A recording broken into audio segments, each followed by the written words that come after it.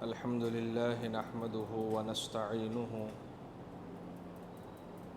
ونستغفره ونؤمن به ونتوكل عليه ونعوذ بالله من شرور أنفسنا ومن سيئات أعمالنا من يهده الله فلا مضل له ومن يضلله فلا هادي له ونشهد أن لا إله إلا الله وحده لا شريك له ونشهد أن سيدنا ونبينا ومولانا محمدا عبده ورسوله أما بعد فقد قال الله تبارك وتعالى في القرآن المجيد والفرقان الحميد فأعوذ بالله من الشيطان الرجيم بسم الله الرحمن الرحيم لقد من الله على المؤمنين إذ بعث فيهم رسولا من أنفسهم يتلو عليهم آياته ويزكيهم ويعلمهم الكتاب والحكمة وإن كانوا من قبل لفي ضلال مبين صدق الله العظيم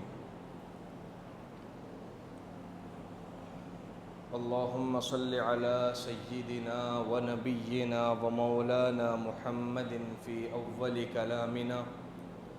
اللهم صل على سيدنا ونبينا ومولانا محمد في أوسط كلامنا اللهم صل على سيدنا ونبينا ومولانا محمد في آخر كلامنا. بزرگان محترم، عزیزان گرامی، حاضرین عظام، یہ وہ مہینہ ہے جس کو ماہ ربیع الاول کہا جاتا ہے. اس مہینے کے بارے میں لوگوں کو ایک بات یہ تو معلوم ہے کہ یہ اتنا بابرکت مہینہ ہے کہ اس مہینے میں وہ ہستی کی ولادت ہوئی جس کے صدقے میں کائنات کو بنایا گیا. اس مہینے میں میرے اور آپ کے آقا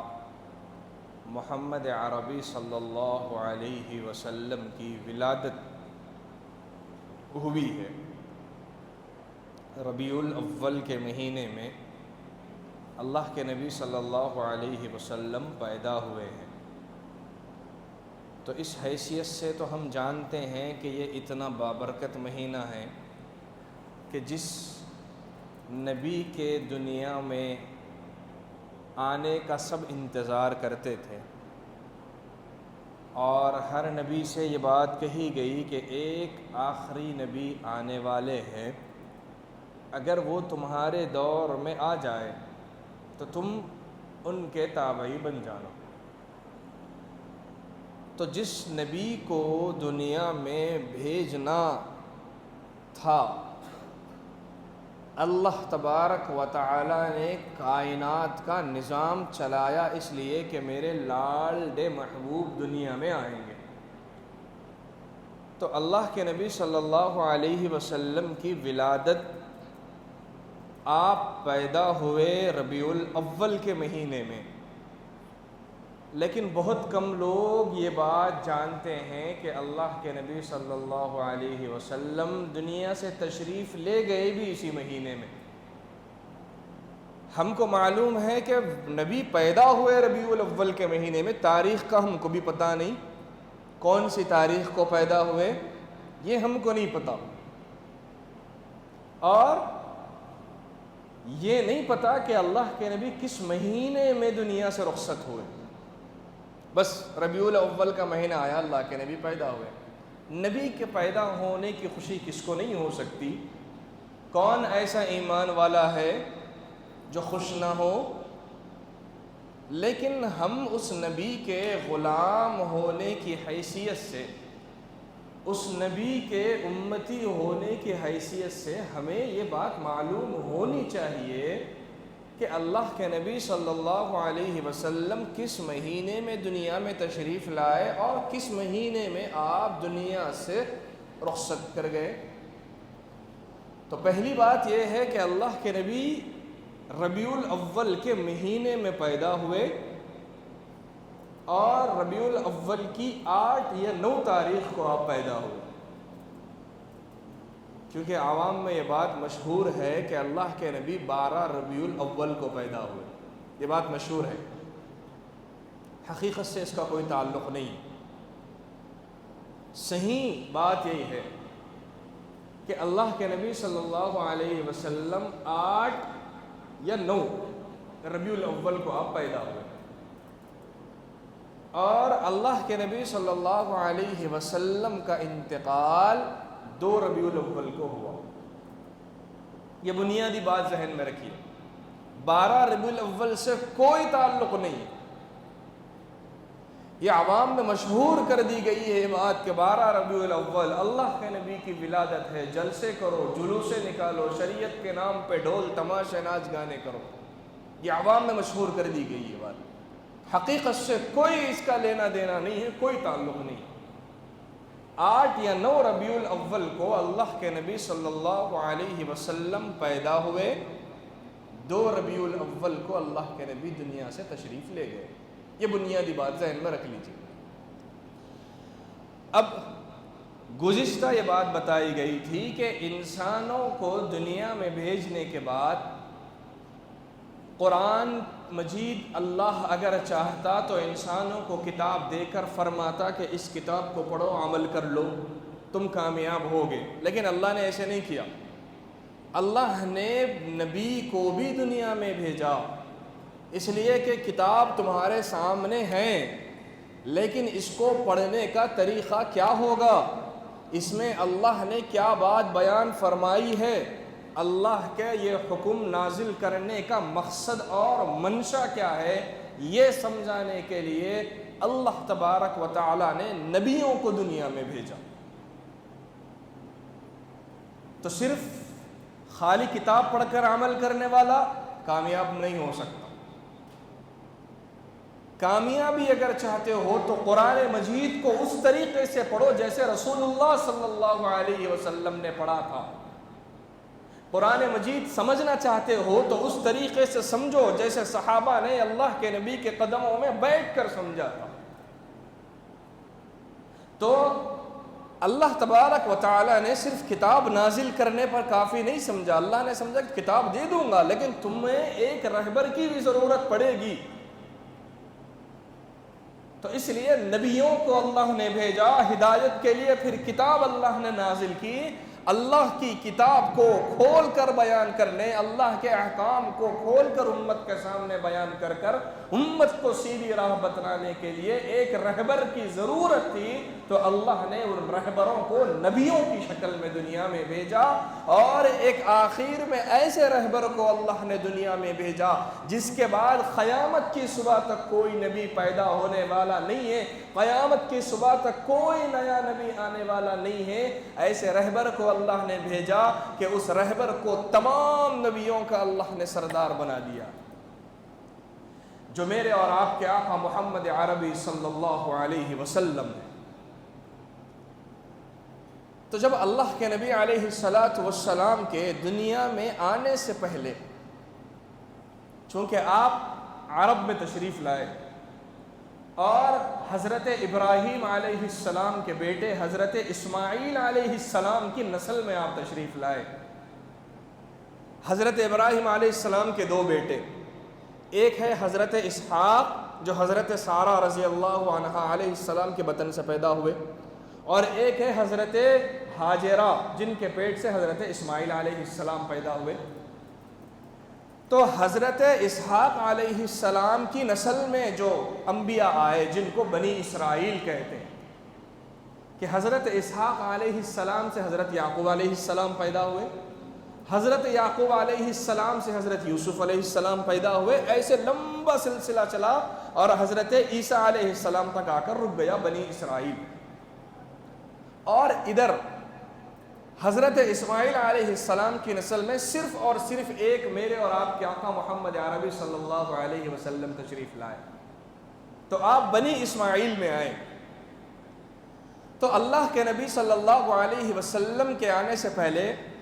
جس وقت حضرت ابراہیم اور حضرت اسماعیل علیہ السلام کعبۃ اللہ کی تعمیر کر رہے تھے تو اس وقت انہوں نے دعا مانگی تھی کہ اے اللہ ربنا وبعث فیہم رسولا منہم یتلو علیہم آیاتک، کہ اے اللہ ہم میں ایک رسول بھیجیے جو آپ کی آیتوں کی تلاوت کرے،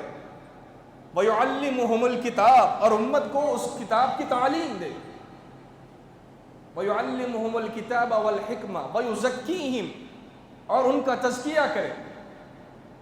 تو اللہ کے نبی علیہ السلام حضرت ابراہیم اور اسماعیل علیہ السلام کی دعا تھی کہ اللہ نے ان نبیوں کی دعا کو قبول فرما کر حضرت اسماعیل علیہ السلام کی نسل میں اللہ نے بھیجا۔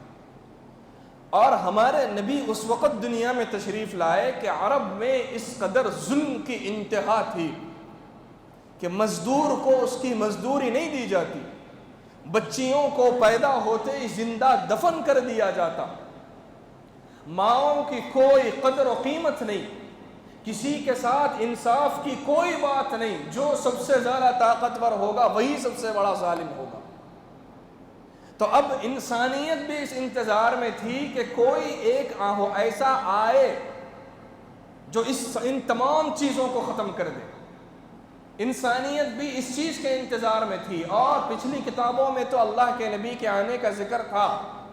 تو یہودی اور عیسائی بھی اس نبی کے انتظار میں تھے کہ ایک نبی آنے والے ہیں۔ قرآن میں اللہ نے صاف فرما دیا کہ حضرت عیسیٰ علیہ السلام کو جب دنیا سے اٹھانے کا وقت آیا تو حضرت عیسیٰ علیہ السلام نے صاف فرما دیا کہ اب میں دنیا سے تشریف لے جا رہا ہوں، اٹھایا جا رہا ہوں، میرے بعد ایک نبی آئیں گے جن کا نام احمد ہوگا،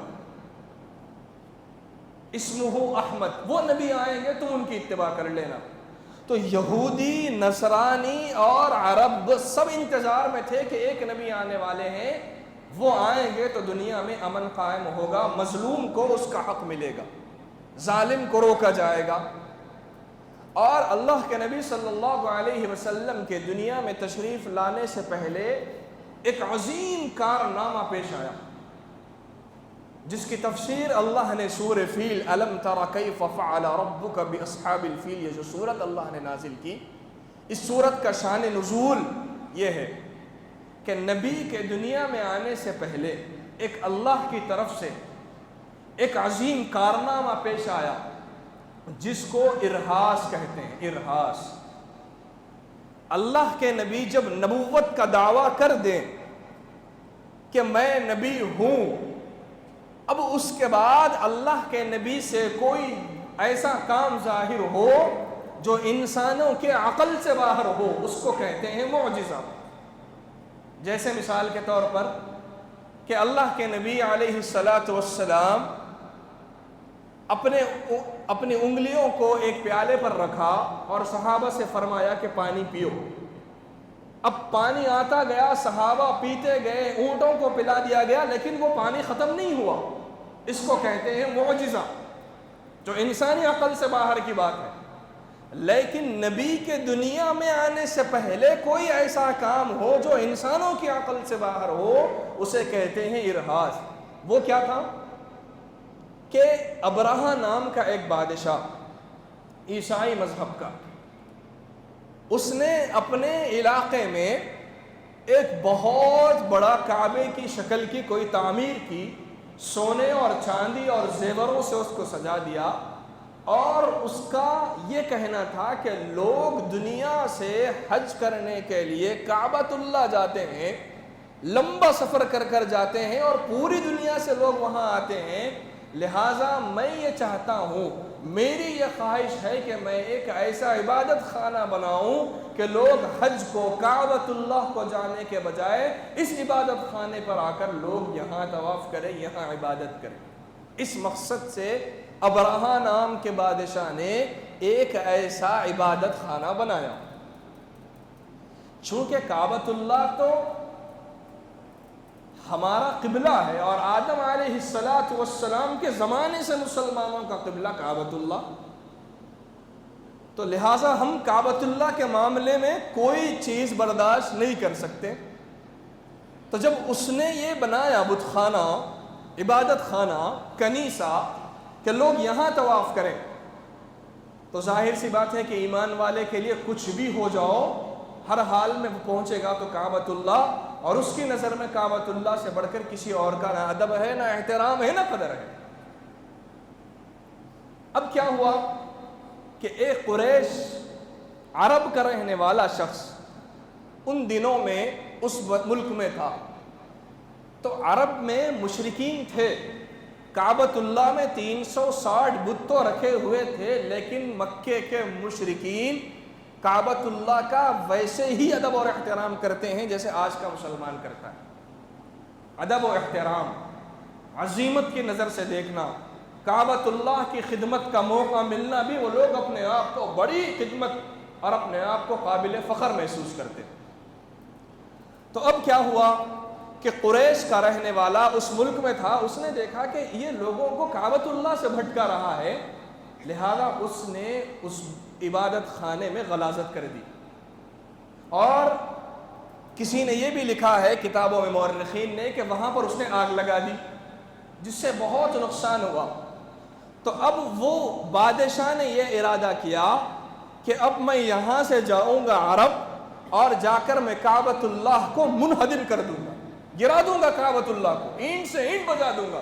پھر اس کے بعد لوگ آئیں گے میرے بنائے ہوئے عبادت خانے کی طرف۔ اس نیت سے وہ بادشاہ نکلا تھا۔ جب وہ بادشاہ نکل کر کعبۃ اللہ کے قریب پہنچا، ایک بستی پر اس نے قیام کیا، تو وہاں پر اونٹ چر رہے تھے عرب کے، اور وہ اونٹ تھے اللہ کے نبی کے دادا عبد المطلب کے، آپ کے دادا عبد المطلب کے وہ اونٹ تھے۔ تو اس نے ابرہہ بادشاہ نے اس اونٹ کو اس نے قبضہ کر لیا، اونٹوں پر، اور جب یہ اطلاع ملی ابو حضرت عبد المطلب کو، جو اللہ کے نبی کے دادا تھے، جو پورے عرب میں ان کا خاندان، اللہ کے نبی کا جو قریش خاندان ہے، بہت مشہور تھا اور قابل احترام بھی تھا، اور خانہ کعبہ کی خدمت کی ذمہ داری ان کی بھی تھی۔ تو جب یہ لوگ، ابرہہ نے حضرت عبد المطلب کے اونٹ کو قبضہ کر لیا،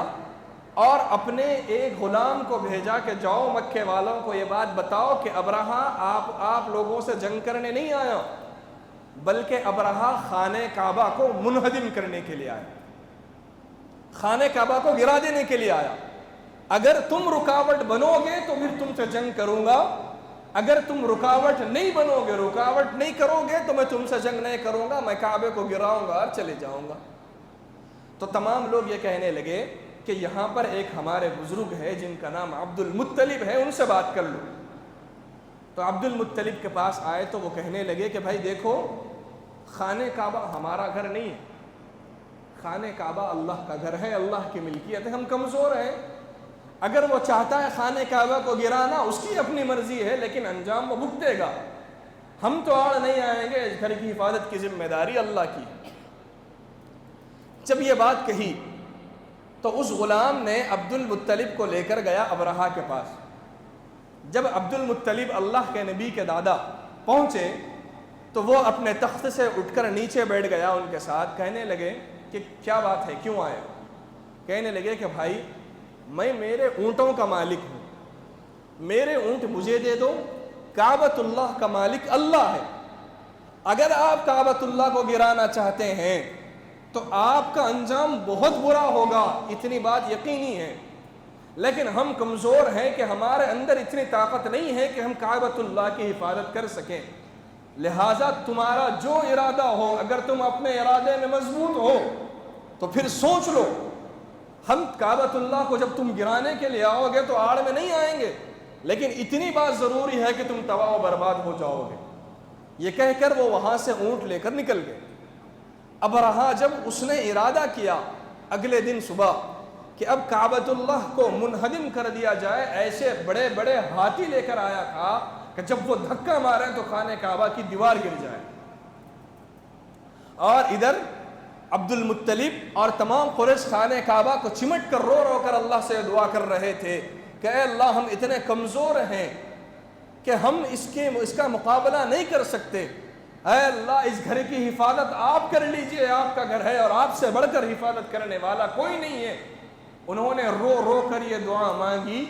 اور دعا مانگ کر وہ پہاڑ کی چوٹیوں پر چلے گئے۔ جب ابرہہ اپنے لشکر کو لے کر نکلنا چاہتا ہے تو ایک شخص تھا، اس نے ہاتھی کے کان میں یہ بات کہی تھی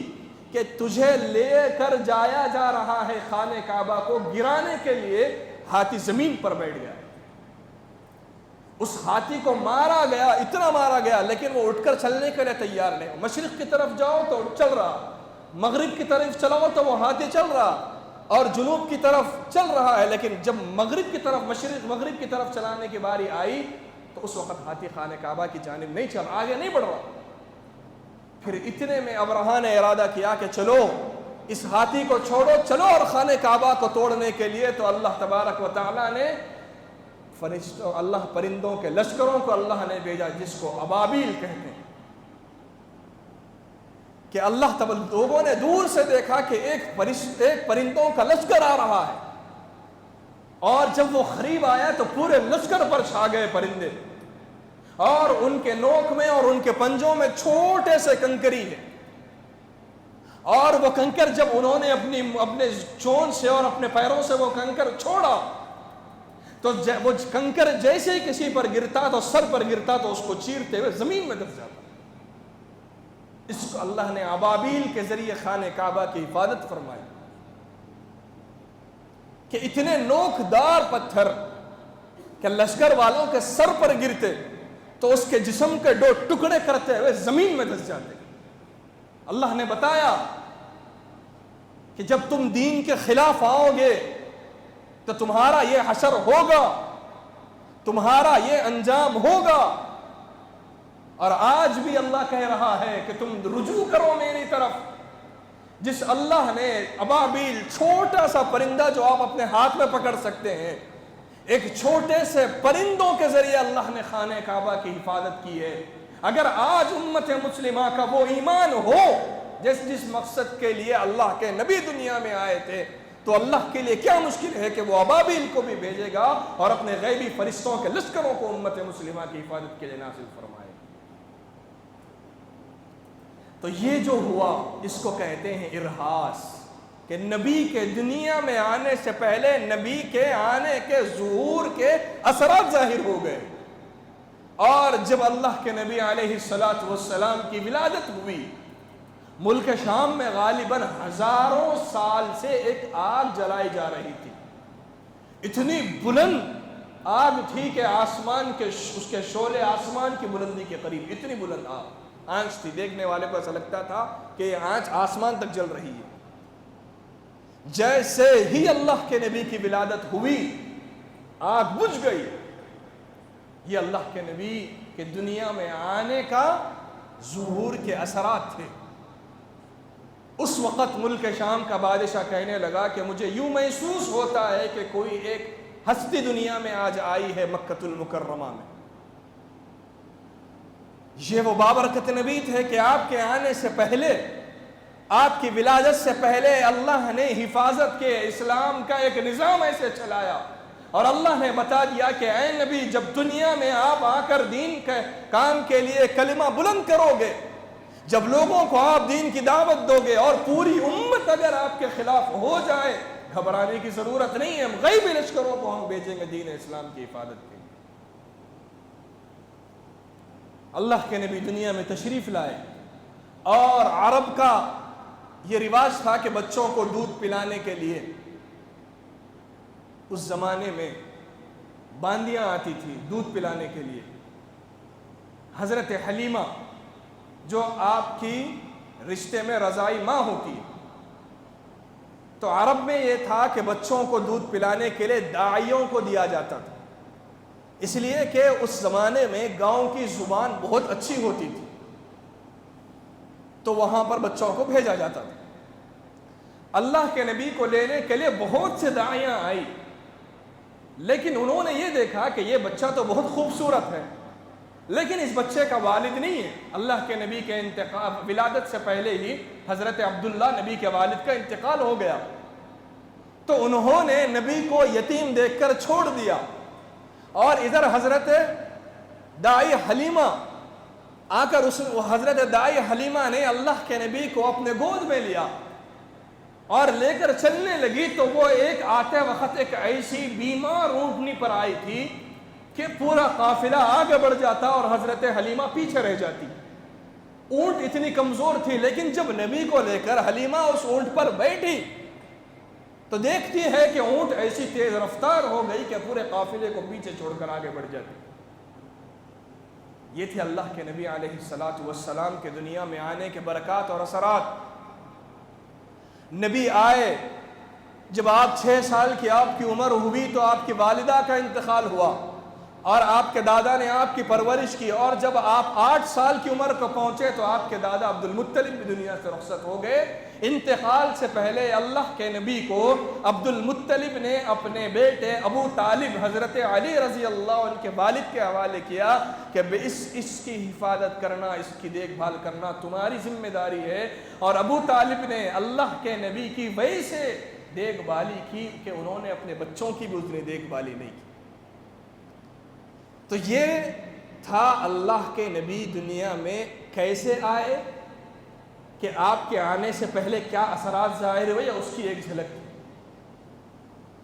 اب دوسری بات کہ اللہ کے نبی دنیا میں آنے کا مقصد یہ تھا کہ انسانیت کو بتوں کی پوجا سے نکال کر ایک اللہ کی عبادت پر لایا جائے، یہ مقصد تھا۔ اور اللہ کے نبی صلی اللہ علیہ وسلم مکہ المکرمہ میں آپ اتنے مشہور ہو گئے کہ آپ سے بڑا سچا اور امین کوئی نہیں تھا، آپ سے بڑھ کر سچا اور امین کوئی نہیں تھا، اور مکے کے مشرکین اگرچہ آپ کے مخالف تھے لیکن اپنی امانتیں آپ کے پاس رکھاتے تھے۔ تو اتنے امین، اتنے بابرکت نبی کہ جن کے بعد قیامت تک کوئی نبی نہیں آنے والا، یہ نبی کے آنے کا مقصد یہ تھا کہ اس امت کو بتوں کی پوجا سے اور غلط راستوں سے ہٹا کر ان کو سیدھے راستے پر لایا جائے جس سے اللہ راضی ہوتے ہیں۔ اور آخری وقت میں جب اللہ کے نبی کی وفات کا وقت قریب آیا،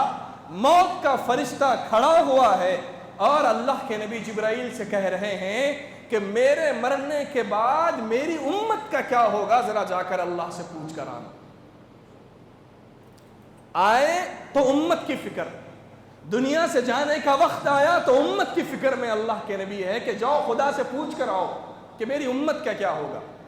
اور امت کا کیا حال ہے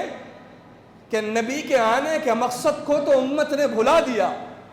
نبی کے آنے کے مشن کو تو امت نے چھوڑ دیا، نبی کی لائی ہوئی کتاب پر عمل کرنا امت نے چھوڑ دیا۔ امت نے نبی کی لائی ہوئی کتاب کو رمضان میں پڑھنے والی کتاب سمجھا، امت نے نبی کی لائی ہوئی کتاب کو کسی کا انتقال ہو جائے مردوں پر پڑھ کر بخشنے کی کتاب سمجھا، لیکن امت نے نبی کی لائی ہوئی کتاب کو ہدایت کا ذریعہ اور سامان نہیں سمجھا۔ اور نبی نے بتا دیا، کھل کر شریعت کے احکام اللہ کے نبی نے بتا دیے، کوئی حکم ایسا نہیں ہے کہ جو ہمیں پیش آئے اور اللہ کے رسول نے ہم کو نہیں بتایا، ایسا ہے ہی نہیں۔ لیکن امت کے بدعملی اور بددینی کا یہ حال ہے کہ امت نے اسی نبی کے نام پر ڈھونگ رچے، امت نے اسی نبی کے ولادت کا یوم ولادت امت نے منانا شروع کر دیا، میلاد النبی کا نام امت نے دے کر ایک نیا بدعت کا راستہ امت نے ایجاد کر دیا، جس میں ناچ ہوتے ہیں، گانے ہوتے ہیں، مسجد کے سامنے سے جلوس گزرتا ہے لیکن نماز پڑھنے کی توفیق نہیں ہوتی۔ یہ امت کا حال ہے۔ اگر نبی کی ولادت منانے کی اجازت ہوتی تو صحابہ سے بڑھ کر کون تھے اس کے حقدار؟ اگر اللہ کے نبی کی ولادت منانے کی اجازت ہوتی اور جائز ہوتا، کون تھے اللہ کے نبی؟ صحابہ سے بڑھ کر کون تھے اس کے حقدار کہ انہوں نے تو کبھی نبی کی ولادت نہیں منائی۔ عید میلاد النبی نام دیا جاتا ہے۔ اسلام میں عیدیں تو دو ہے، ایک عید الفطر جو رمضان میں آتی ہے اور ایک عید الاضحیٰ جو بقر عید میں منائی جاتی ہے۔ تیسری عید امت نے ایجاد کر دی کہ عید میلاد النبی، اور افسوس کی بات یہ ہے کہ ہم نے دیکھا کہ حیدرآباد میں اس کی الگ سے نماز بھی ہوتی ہے۔ حیدرآباد میں الگ سے اس کی نمازیں ہوتی ہے. اگر یہ عید ہوتی تو کیا اللہ کے نبی نہیں مناتے؟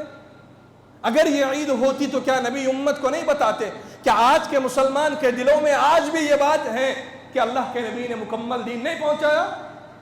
اگر کوئی یہ سمجھتا ہے کہ یہ عید میلاد النبی منانا اسلام کا حصہ ہے تو پھر اس کا یہ بات وہ کہہ رہا ہے کہ نبی نے ہم کو نہیں بتایا.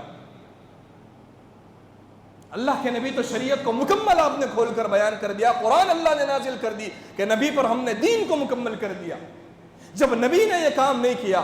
نبی کے بعد صحابہ نے یہ کام نہیں کیا, جس زمانے کے بارے میں اللہ کے نبی نے خیر القرون کہ میرا زمانہ ثم الذین یلونہم, میرے بعد والا زمانہ ثم الذین یلونہم, پھر ان کے بعد والا زمانہ بہتر زمانہ اللہ کے نبی نے فرمایا. انہوں نے تو کبھی عید میلاد النبی کے نام سے, جلوس کے نام سے, نبی کی ولادت کے نام سے شریعت کا جنازہ انہوں نے نہیں نکالا. آج کے مسلمان کا یہ حال ہے کہ 12 ربیع الاول, پہلے تو یہ تاریخ غلط ہے کہ 12 ربیع الاول کو اللہ کے نبی کے ولادت نہیں ہوئی, 8 یا 9 ربیع الاول کو آپ پیدا ہوئے اور 2 ربیع الاول کو آپ کی وفات ہوئی. لیکن امت کا یہ حال ہے کہ ایمان کی کمزوری, عقائد کی بدعمالی کا یہ عالم ہے کہ 12 ربیع الاول کو عید میلاد النبی کا نام دیا جاتا ہے. کوئی کہتا ہے کہ اس دن اللہ کے نبی دنیا میں تشریف لائے, روزہ رکھ کر اللہ کے نبی کے لیے درود بھیجتے رہو. جب روزہ رکھ سکتے ہیں تو پھر کیا عید, اگر یہ عید کا دن ہوتا تو روزہ رکھنے کی اجازت ہوتی؟ عید کے دن روزہ رکھنا تو حرام ہے. اگر یہ عید کا دن ہوتا تو کیا عید کے دن روزہ رکھنا جائز ہے؟ اپنے آپ سے سوال کرنے کی ضرورت ہے. اور آپ نے کبھی ایسا ہوا آج تک اسلام کی تاریخ میں بتاؤ کہ آپ نے 10 عید الاضحیٰ کی 10 تاریخ کو تو آپ نے عید منایا؟ کیا ابھی 9 کو منایا آپ نے؟ کیا آپ نے کبھی رمضان کے روزے 31 رکھے؟ عید میلاد النبی کی باری آتی ہے تو نبی کی ولادت کا دن آتا ہے چہارشنبے کو اور جلوس نکالنے کی بات کی جاتی ہے اگلی تاریخ کو. یہ خود دلیل ہے اس بات کی کہ اس کا اسلام سے کوئی لینا دینا نہیں. اگر اسلامی تاریخ ہوتی اور یہ عید ہوتی تو پھر اسی دن ہوتی جس دن اللہ کے نبی نے کیا اور اللہ نے حکم دیا. امت مسلمہ اللہ کے نبی کی محبت میں اس قدر بدعات کو ہم نے اپنایا کہ ہر چیز کو دین کا حصہ سمجھ کر ہم کرتے ہیں, حالانکہ دور تک لینا دینا کوئی نہیں. نبی کے آنے کے مقصد کو تو ہم نے بھلایا. نمازیں مسجدوں کو آباد کرنے کی فکر تو نہیں ہے, لیکن نبی کے نام پر, جلوس کے نام پر شریعت کا جنازہ نکالنے کی فکر ہے. مسجد کے سامنے سے لے کر گزریں گے جلوس کو اور مسجد کو آباد کرنے کے لیے اندر نہیں آئیں گے. یہ عاشق رسول ہے,